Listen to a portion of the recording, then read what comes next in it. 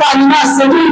ہم نے اپنی بچیوں کو عمدہ کھانے کھلائے, ہم نے اپنی بچیوں کو عمدہ کپڑے پہنائے, ہم نے اپنی بچیوں کی ہر خواہش پوری کی. لیکن عزیزان ملت اسلامیہ, اے میری بہنوں, اے میری ماں, کبھی تم نے اپنی بچیوں کو یہ بتایا کہ توحید کی عظمت کیا ہے؟ کبھی تم نے اپنی بچیوں کو یہ بتایا کہ رسالت کی عظمت کیا ہے؟ کبھی تم نے اپنی بچیوں کو یہ بتایا کہ اسلامی تاریخ کیا ہے؟ نہیں بتایا ہوگا.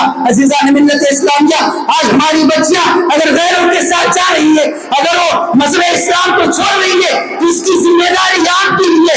آپ نے ان کی ہر خواہش پوری کی, آپ نے ان کے اچھے کپڑے پہنائے, آپ نے ان کی ہر خواہش پوری کی, لیکن آپ نے جو چیز نہیں دی وہ اسلام کی تعلیم نہیں تھی. عزیزان ملت اسلامیہ, آپ نے اسلام کی تعلیم نہیں دی ان کو, آپ نے توحید کی عظمت ان کے دلوں میں نہیں بتایا, آپ نے رسالت کے بارے میں ان کو نہیں بتایا, آپ نے یہ نہیں بتایا کہ شرک کتنا بڑا گناہ ہے, آپ نے یہ نہیں بتایا کہ کفر کتنا بڑا گناہ ہے. اگر آپ نے اپنی بچیوں کو شرک کے بارے میں بتایا ہوتا, اگر آپ نے اپنی بچیوں کو کفر کے بارے میں بتایا ہوتا, اگر توحید کی عظمت کو اپنی بچیوں کے دلوں میں بتایا ہوتا, تو یقین مانو عزیزان ملت اسلامیہ, آپ کی بچیاں ہرگز مذہب اسلام کو نہ چھوڑتی, آپ کی بچیاں ہرگز غیروں کے ساتھ نہ بھاگتی, آپ کی بچیاں ہرگز دوسروں کے ساتھ نکاح نہ کرتی.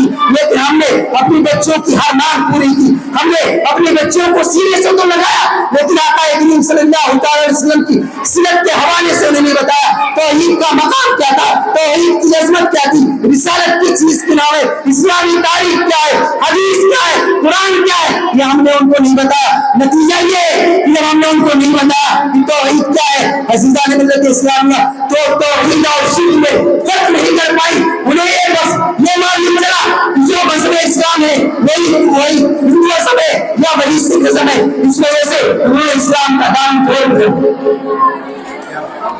عزیزان ملت اسلامیہ, پہلی وجہ اسلام سے دور, اسلامی تعلیمات سے دور. دوسری وجہ مخلوق طرز تعلیم ہے. مخلوق طرز تعلیم کیا ہے؟ ایسی طرز تعلیم جس میں لڑکا اور جس میں لڑکی ایک ہی بینچ پر بیٹھتے ہیں. عزیزان ملت اسلامیہ, بتایا گیا ہے کہ لڑکے کی مثال پٹرول کی ہے اور لڑکی کی مثال آگے کی ہے. عزیزان ملت اسلامیہ, آپ آگ اور پٹرول کو ایک جگہ جمع کر دو, پوری دنیا خاکستر ہو جائے گی.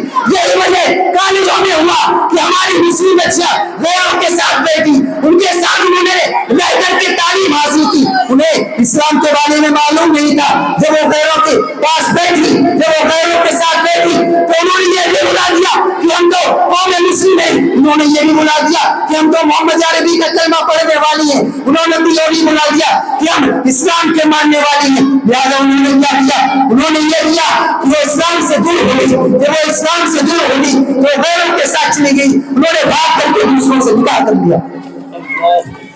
عزیزان ملت اسلامیہ, ہمارا یہ مدرسہ جامعہ برکات حرم, ہم نے جب اس علاقے میں دیکھا, مجھے اس مدرسے میں 3 سال ہو گئے ہیں, جب میں نے اس علاقے میں دیکھا کہ یہ تو پورا علاقہ مسلمانوں کا, 60% آبادی مسلمانوں کی, لیکن مسلمانوں کا ایک اسکول نہیں ہے, مسلمانوں کا ایک کالج نہیں ہے, مسلمانوں کو کوئی ڈھنگ سے اسکول نہیں ہے جہاں وہ اسلام کی تعلیم بھی حاصل کریں, جہاں وہ عصری تعلیم بھی حاصل کریں, جہاں وہ سائنس بھی پڑھیں, جہاں وہ قرآن بھی پڑھیں. عزیزان ملت اسلامیہ, کبھی آپ نے سوچا آپ اچھے سے اچھا کھانا کھاتے ہیں, آپ چودھری بنے پھرتے ہیں, لیکن آپ کی بچیاں غیروں کے اسکول میں جاتی ہیں, آپ کی بچیاں وہ بھی دوپٹے اٹھاتی ہیں. ارے تو ایسی تعلیم کا کیا فائدہ, ایسی تعلیم کا جو آپ کے سروں سے دوپٹہ کھینچ لے, جو آپ کے سروں سے دوپٹہ اتروا دے. ایسی تعلیم کو لے کر آپ کیا کریں گے, اس ڈگری کو لے کر آپ کیا کریں گے جو ڈگری آپ کی بچی کو بے حیا بنا دے, جو ڈگری آپ کی بچی کے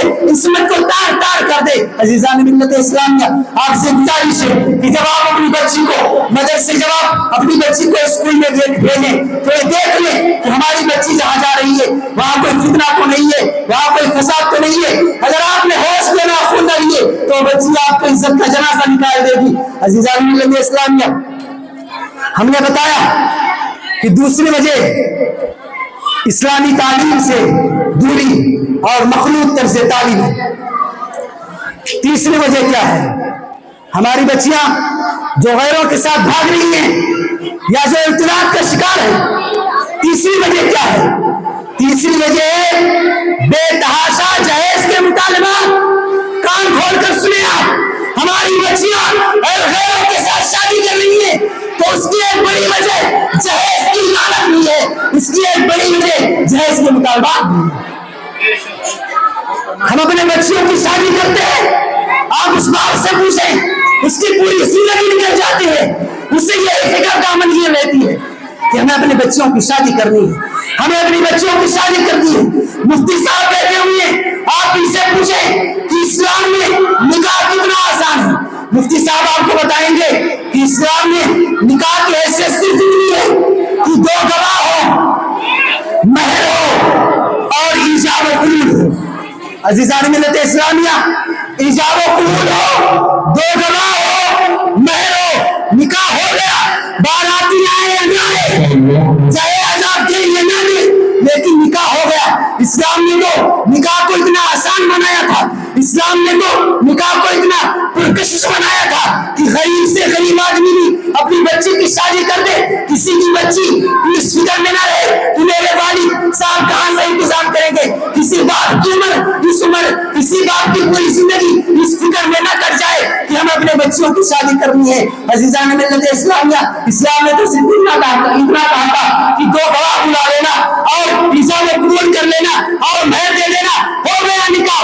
عزیزان ملت اسلام